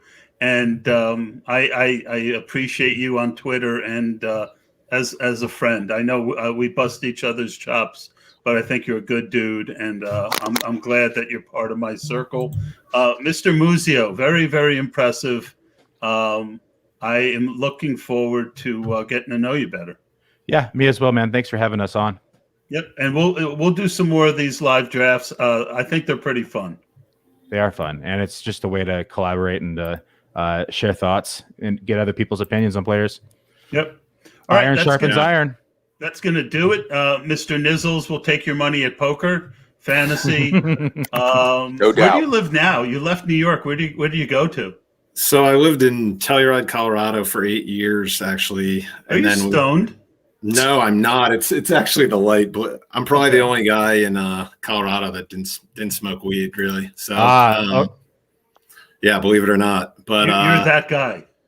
Yeah, so I have enough other vices, I guess. But What's yeah, your name? I'm back in Lake George, New York for the winter, and we're moving back out to Park City, Utah in a month. Dude, you are living the fucking dream.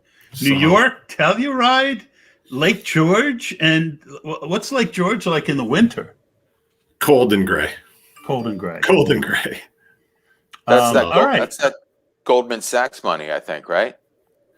It's a little bit maybe. Oh, you I work don't for know. Goldman Sachs? I used to. Yep. I'm doing my research on these stepsister people. was a VP there for like forever.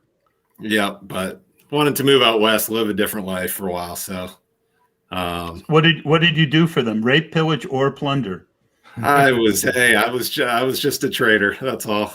I actually traded distressed equities. So, was pretty busy when I was there. So at 58 years old, I feel like a distressed equity. I don't know how much you'd get from me though, man. It's It's pronounced antiquity, not equity. I always liked history, and I got a Roman or Greek nose. Sweet. Boy, that's not a good way to end the show. Someone say something. Yeah, can you do me a favor? Can you just see if you can click on it now? You don't need to share screen, but I just want to see if I fixed that. Sure. It should let you in without an email. It might have been edited, is what happened, because we work on it as a team. All right. While you guys are doing that, I'm going to hope to leave the studio and be the first one to the finish line here. So it was great. I can get rid of you. You're deleted. All right, I'm going to let you guys finish. Later, hey, Todd. it's been fun, boys. Do it again soon. Thanks, Todd. I appreciate you jumping on, man. I got rid of him too. All right, I'm going to end the show, but stay on. Yeah. We can